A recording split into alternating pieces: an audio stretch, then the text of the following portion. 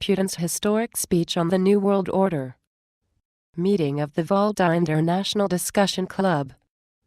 Vladimir Putin took part in the final plenary meeting of the Volga International Discussion Club's 11th session.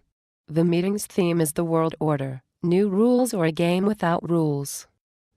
This year, 108 experts, historians and political analysts from 25 countries, including 62 foreign participants, took part in the club's work. The plenary meeting summed up the club's work over the previous 3 days, which concentrated on analyzing the factors eroding the current system of institutions and norms of international law. Sochi, Russia. Friday, October 24, 2014. President of Russia Vladimir Putin. Colleagues, ladies and gentlemen, friends, it is a pleasure to welcome you to the 11th meeting of the Volga International Discussion Club. It was mentioned already that the club has new co-organizers this year. They include Russian non-governmental organizations, expert groups and leading universities. The idea was also raised of broadening the discussions to include not just issues related to Russia itself but also global politics and the economy. I hope that these changes in organization and content will bolster the club's influence as a leading discussion and expert forum. At the same time, I hope the Volga spirit will remain, this free and open atmosphere and chance to express all manner of very different and frank opinions. Let me say in this respect that I will also not let you down and will speak directly and frankly. Some of what I say might seem a bit too harsh, but if we do not speak directly and honestly about what we really think, then there is little point in even meeting in this way.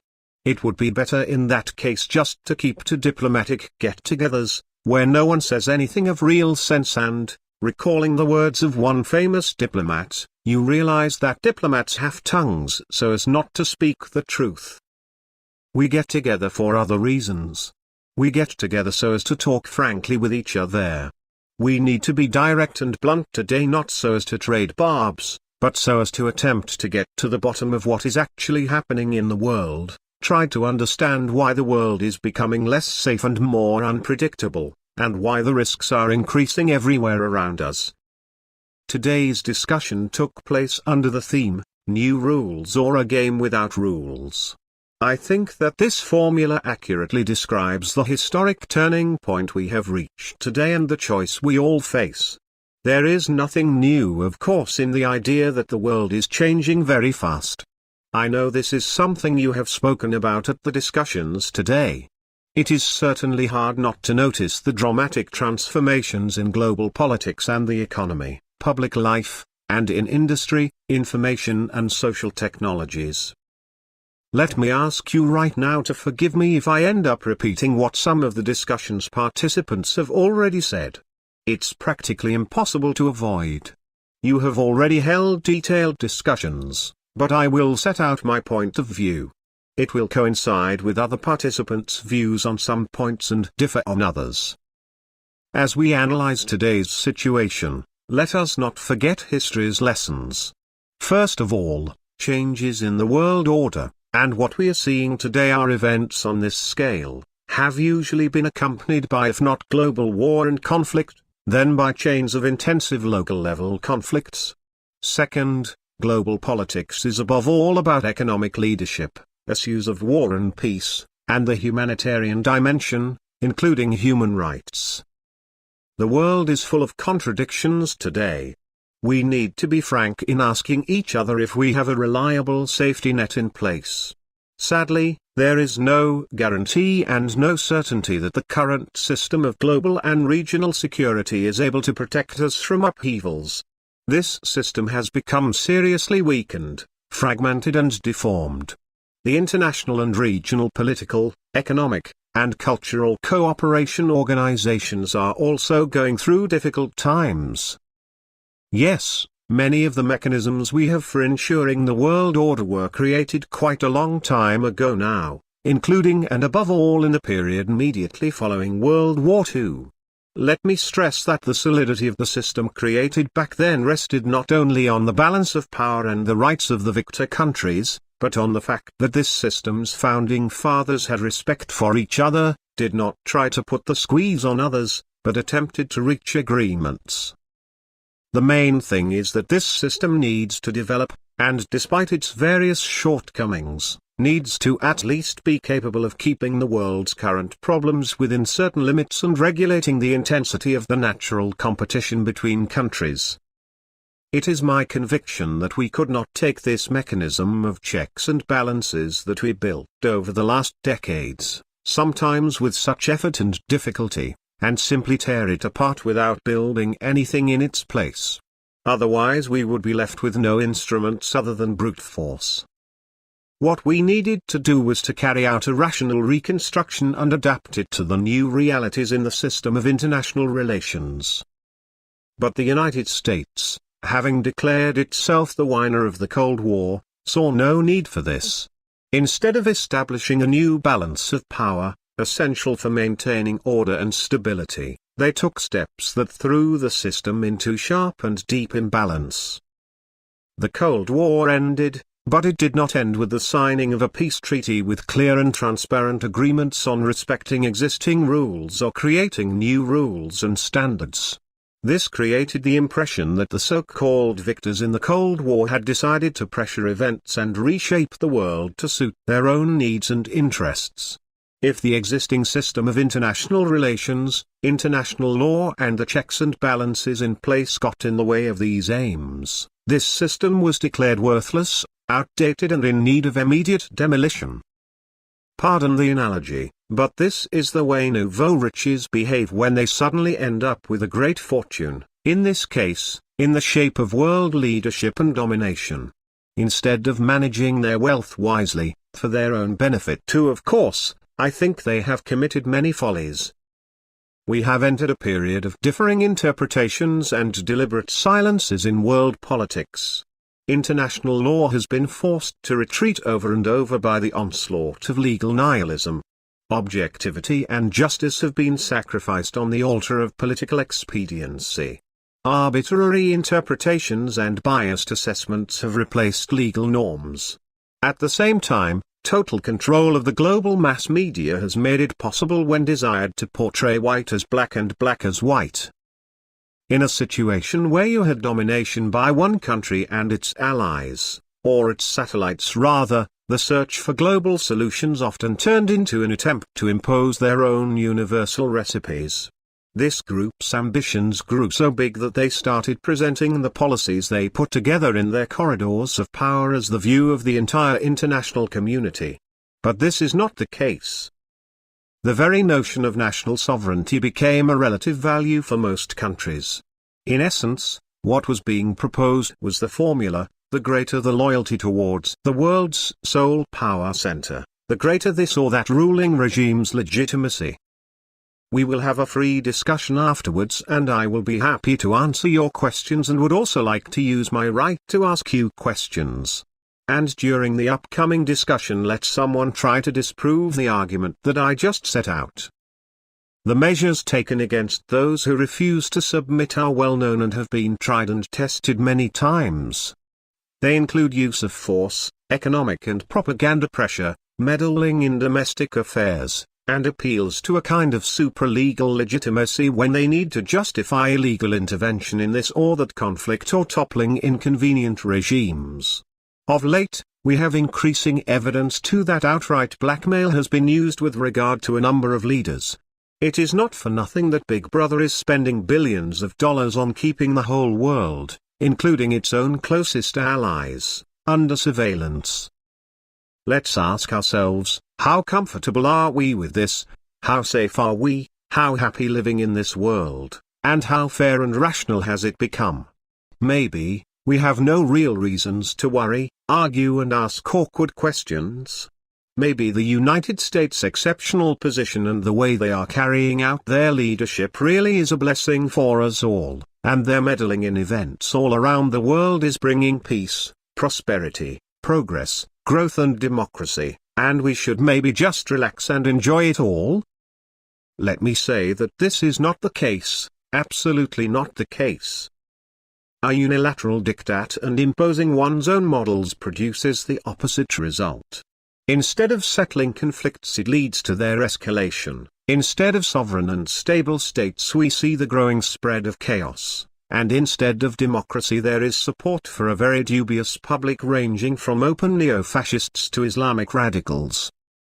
Why do they support such people? They do this because they decide to use them as instruments along the way in achieving their goals, but then burn their fingers and recoil. I never cease to be amazed by the way that our partners just keep stepping on the same rake, as we say here in Russia, that is to say, make the same mistake over and over. They once sponsored Islamic extremist movements to fight the Soviet Union. Those groups got their battle experience in Afghanistan and later gave birth to the Taliban and Al-Qaeda. The West, if not supported, at least closed its eyes, and, I would say, gave information, political and financial support to international terrorists' invasion of Russia. We have not forgotten this, and the Central Asian region's countries. Only after horrific terrorist attacks were committed on U.S. soil itself did the United States wake up to the common threat of terrorism. Let me remind you that we were the first country to support the American people back then, the first to react as friends and partners to the terrible tragedy of September 11. During my conversations with American and European leaders, I always spoke of the need to fight terrorism together, as a challenge on a global scale. We cannot resign ourselves to and accept this threat, cannot cut it into separate pieces using double standards. Our partners expressed agreement, but a little time passed and we ended up back where we started. First there was the military operation in Iraq, then in Libya, which got pushed to the brink of falling apart. Why was Libya pushed into this situation? Today it is a country in danger of breaking apart and has become a training ground for terrorists. Only the current Egyptian leadership's determination and wisdom saved this key Arab country from chaos and having extremists run rampant. In Syria, as in the past, the United States and its allies started directly financing and arming rebels and allowing them to fill their ranks with mercenaries from various countries. Let me ask, where do these rebels get their money, arms and military specialists? Where does all this come from? How did the notorious ISIL manage to become such a powerful group, essentially a real armed force? As for financing sources, today, the money is coming not just from drugs, production of which has increased not just by a few percentage points but many-fold, since the international coalition forces have been present in Afghanistan. You are aware of this. The terrorists are getting money from selling oil too.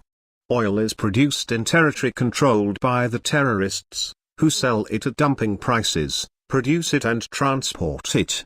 But someone buys this oil, resells it, and makes a profit from it, not thinking about the fact that they are thus financing terrorists who could come sooner or later to their own soil and sow destruction in their own countries. Where do they get new recruits? In Iraq, after Saddam Hussein was toppled, the state's institutions, including the army, were left in ruins. We said back then, be very, very careful. You are driving people out into the street, and what will they do there? Don't forget, rightfully or not, that they were in the leadership of a large regional power, and what are you now turning them into? What was the result? Tens of thousands of soldiers, officers and former Ba'ath Party activists were turned out into the streets and today have joined the rebels' ranks. Perhaps this is what explains why the Islamic State group has turned out so effective. In military terms, it is acting very effectively and has some very professional people. Russia warned repeatedly about the dangers of unilateral military actions, intervening in sovereign states' affairs, and flirting with extremists and radicals. We insisted on having the groups fighting the central Syrian government, above all the Islamic State, included on the lists of terrorist organizations. But did we see any results? We appealed in vain. We sometimes get the impression that our colleagues and friends are constantly fighting the consequences of their own policies, throw all their effort into addressing the risks they themselves have created, and pay an ever greater price. Colleagues, this period of unipolar domination has convincingly demonstrated that having only one power center does not make global processes more manageable. On the contrary, this kind of unstable construction has shown its inability to fight the real threats such as regional conflicts, terrorism, drug trafficking, religious fanaticism, chauvinism and neo-Nazism. At the same time, it has opened the road wide for inflated national pride, manipulating public opinion and letting the strong bully and suppress the weak. Essentially, the unipolar world is simply a means of justifying dictatorship over people and countries. The unipolar world turned out too uncomfortable, heavy and unmanageable a burden even for the self-proclaimed leader. Comments along this line were made here just before and I fully agree with this. This is why we see attempts at this new historic stage to recreate a semblance of a quasi-bipolar world as a convenient model for perpetuating American leadership. It does not matter who takes the place of the center of evil in American propaganda, the USSR's old place as the main adversary. It could be Iran, as a country seeking to acquire nuclear technology, China, as the world's biggest economy, or Russia, as a nuclear superpower. Today, we are seeing new efforts to fragment the world, draw new dividing lines, put together coalitions not built for something but directed against someone, anyone, create the image of an enemy as was the case during the Cold War years, and obtain the right to this leadership, or diktat if you wish. The situation was presented this way during the Cold War. We all understand this and know this.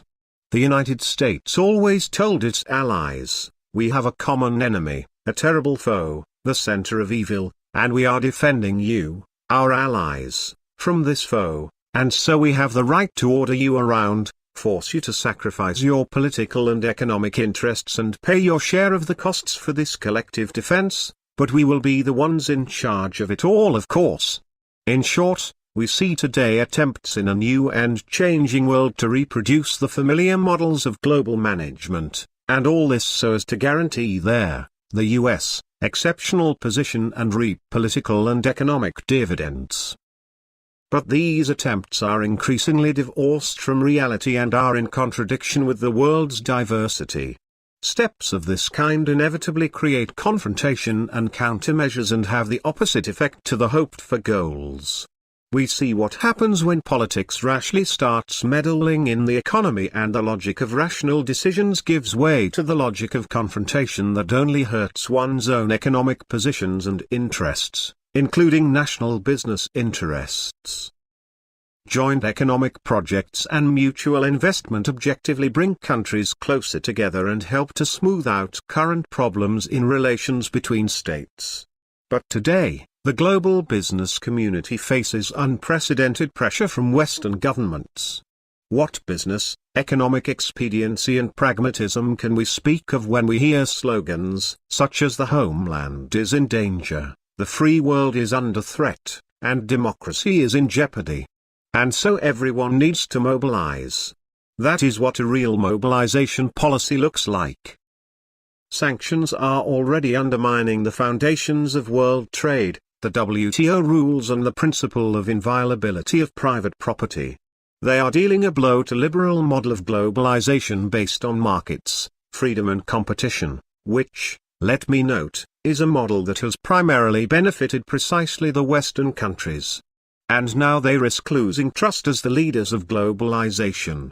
We have to ask ourselves, why was this necessary?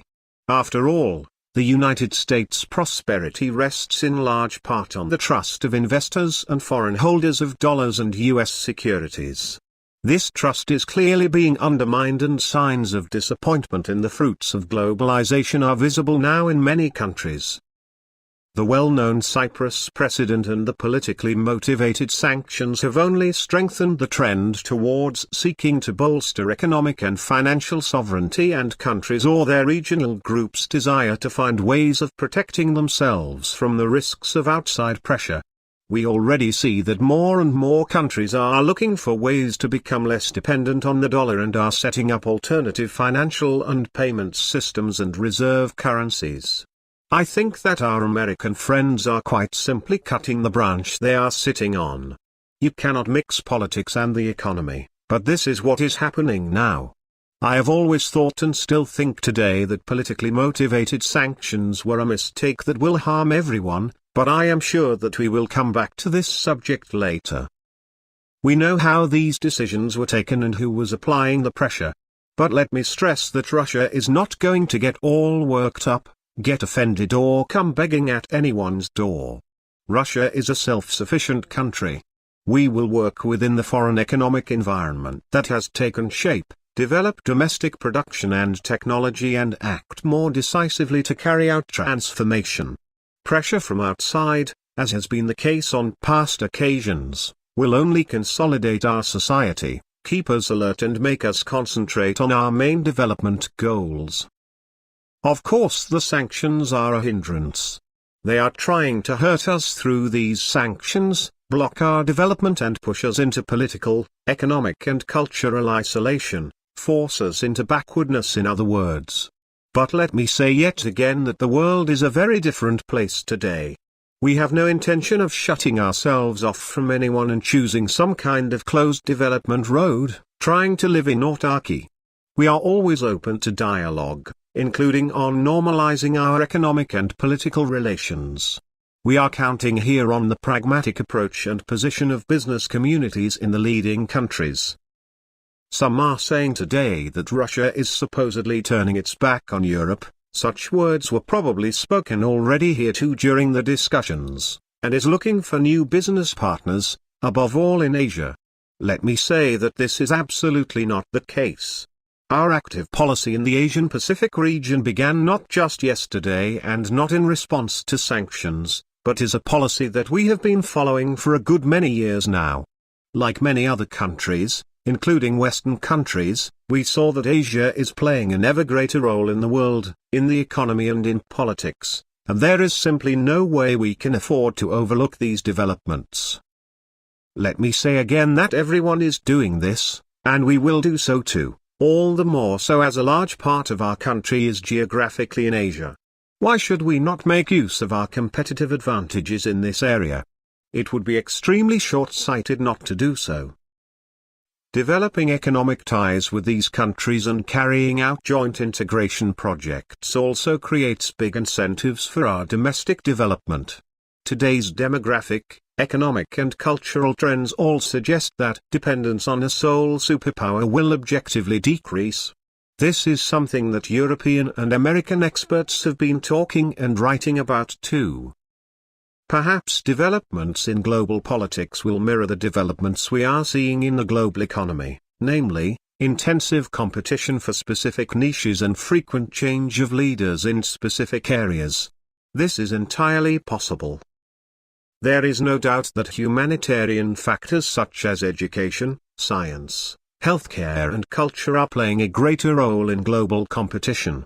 This also has a big impact on international relations, including because this soft power resource will depend to a great extent on real achievements in developing human capital rather than on sophisticated propaganda tricks. At the same time, the formation of a so-called polycentric world, I would also like to draw attention to this, colleagues, in and of itself does not improve stability. In fact, it is more likely to be the opposite.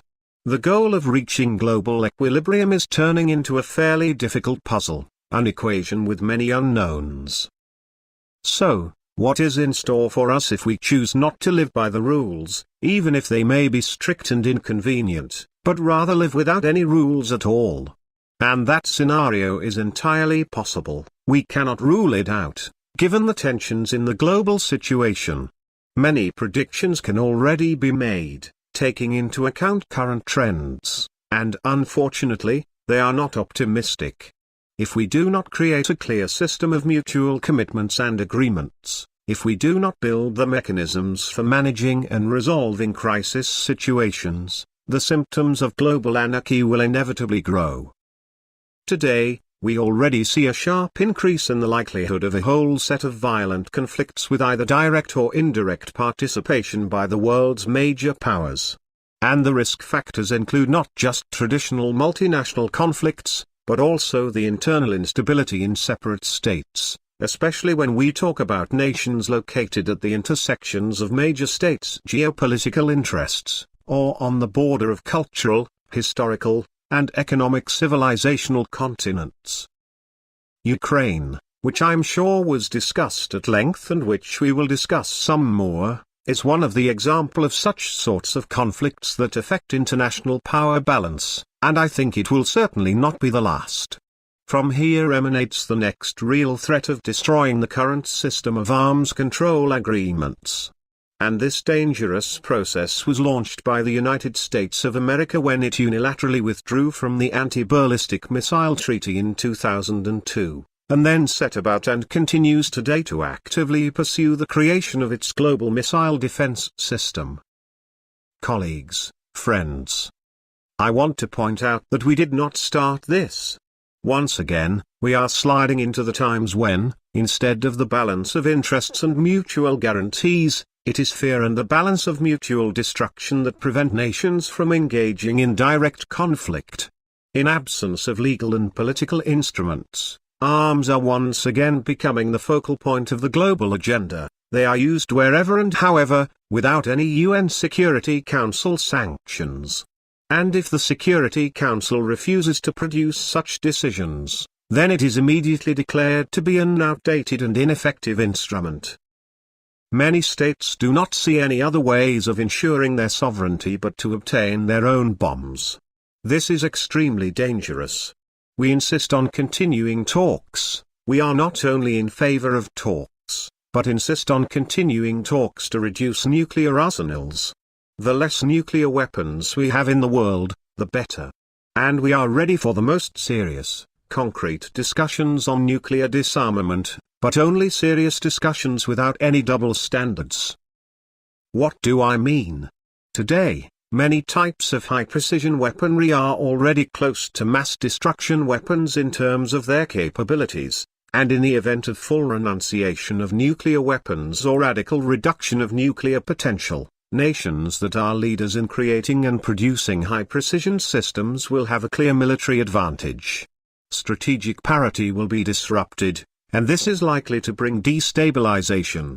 The use of a so-called first global preemptive strike may become tempting.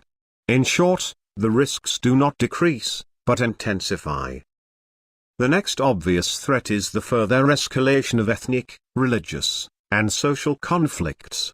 Such conflicts are dangerous not only as such, but also because they create zones of anarchy, lawlessness, and chaos around them, places that are comfortable for terrorists and criminals, where piracy, human trafficking, and drug trafficking flourish.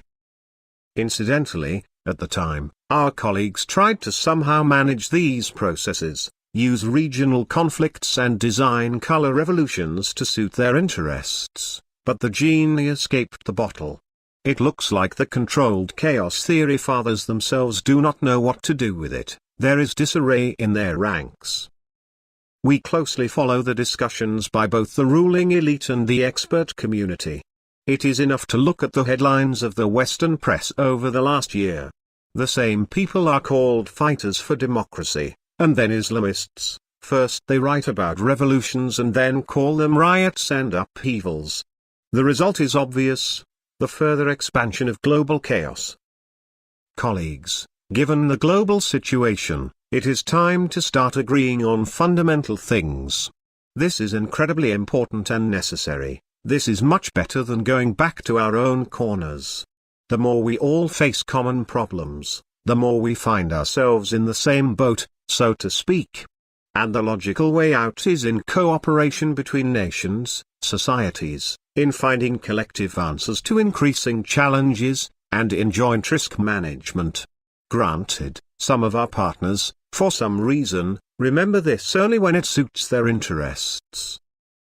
Practical experience shows that joint answers to challenges are not always a panacea, and we need to understand this. Moreover, in most cases, they are hard to reach. It is not easy to overcome the differences in national interests, the subjectivity of different approaches, particularly when it comes to nations with different cultural and historical traditions.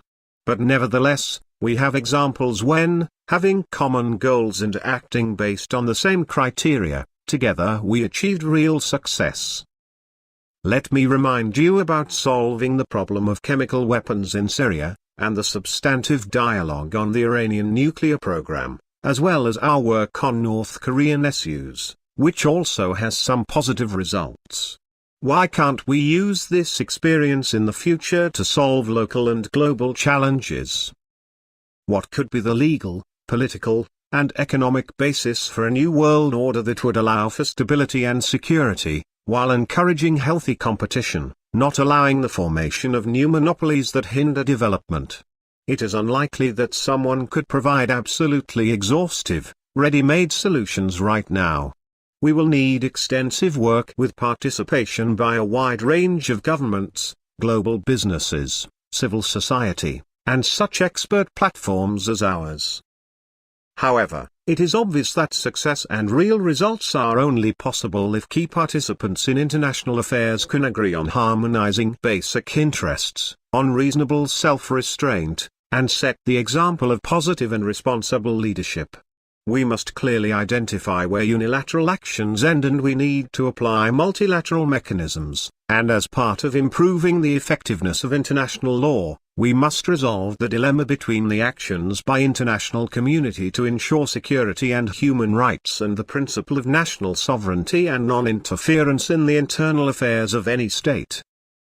Those very collisions increasingly lead to arbitrary external interference in complex internal processes, and time and again, they provoke dangerous conflicts between leading global players. The issue of maintaining sovereignty becomes almost paramount in maintaining and strengthening global stability. Clearly, discussing the criteria for the use of external force is extremely difficult. It is practically impossible to separate it from the interests of particular nations. However, it is far more dangerous when there are no agreements that are clear to everyone, when no clear conditions are set for necessary and legal interference. I will add that international relations must be based on international law, which itself should rest on moral principles such as justice, equality and truth. Perhaps most important is respect for one's partners and their interests. This is an obvious formula, but simply following it could radically change the global situation. I am certain that if there is a will, we can restore the effectiveness of the international and regional institutions system. We do not even need to build anything anew, from the scratch. This is not a greenfield, especially since the institutions created after World War II are quite universal and can be given modern substance, adequate to manage the current situation. This is true of improving the work of the UN, whose central role is irreplaceable, as well as the OSCE, which, over the course of 40 years, has proven to be a necessary mechanism for ensuring security and cooperation in the Euro-Atlantic region. I must say that even now, in trying to resolve the crisis in southeast Ukraine, the OSCE is playing a very positive role. In light of the fundamental changes in the international environment, the increase in uncontrollability and various threats, we need a new global consensus of responsible forces.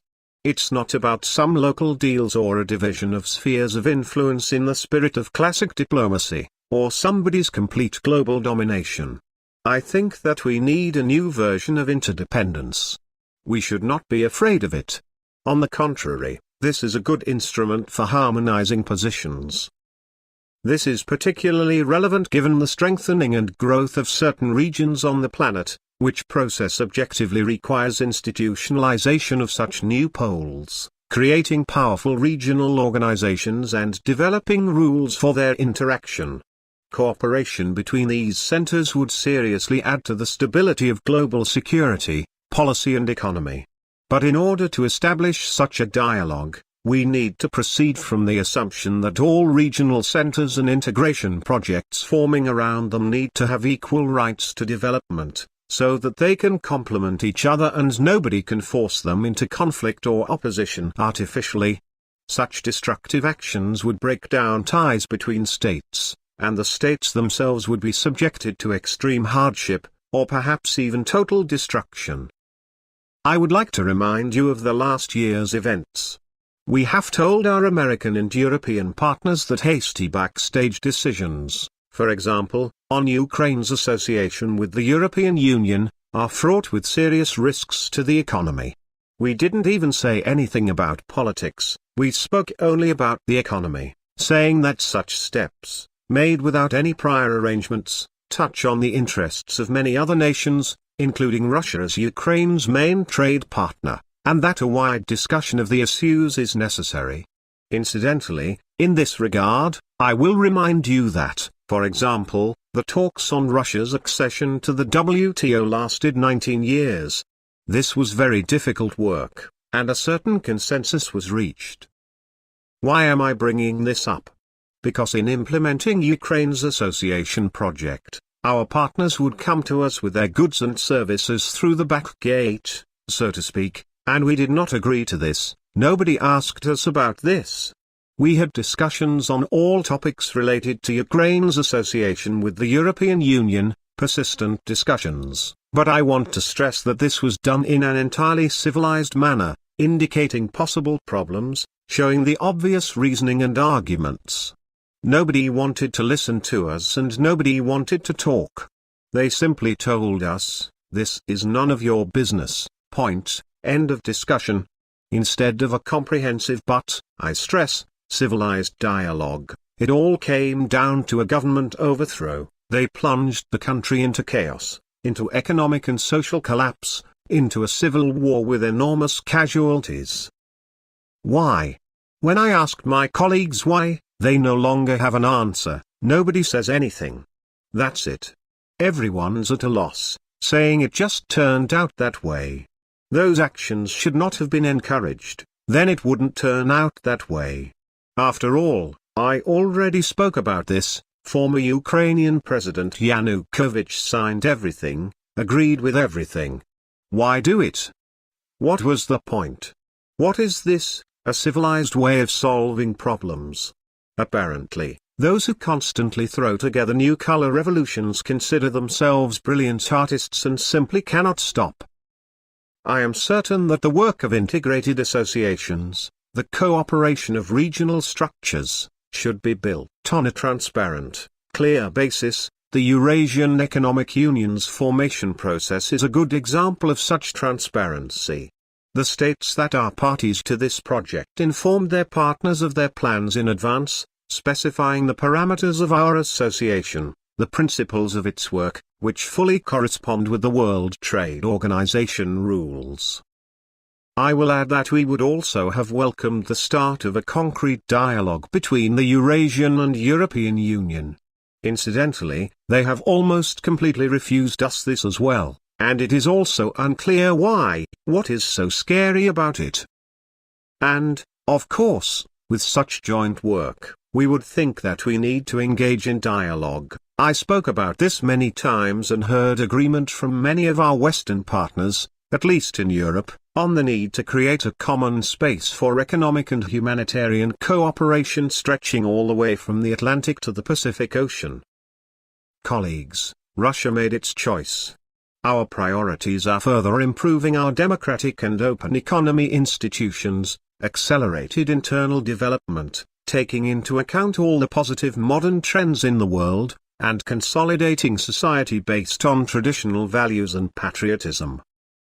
We have an integration-oriented, positive, peaceful agenda. We are working actively with our colleagues in the Eurasian Economic Union, the Shanghai Cooperation Organization, BRICS and other partners. This agenda is aimed at developing ties between governments, not dissociating. We are not planning to cobble together any blocks or get involved in an exchange of blows. The allegations and statements that Russia is trying to establish some sort of empire, encroaching on the sovereignty of its neighbors, are groundless. Russia does not need any kind of special, exclusive place in the world. I want to emphasize this. While respecting the interests of others, we simply want for our own interests to be taken into account and for our position to be respected. We are well aware that the world has entered an era of changes and global transformations, when we all need a particular degree of caution, the ability to avoid thoughtless steps. In the years after the Cold War, participants in global politics lost these qualities somewhat. Now, we need to remember them.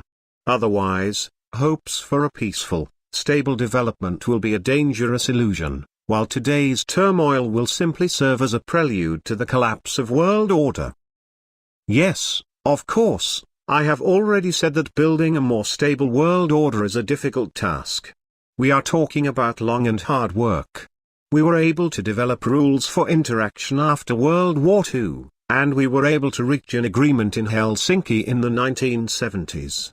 Our common duty is to resolve this fundamental challenge at this new stage of development. Thank you very much for your attention. President of Russia Vladimir Putin. Sochi, Russia. Friday, October 24, 2014. Produced by Dial Plus.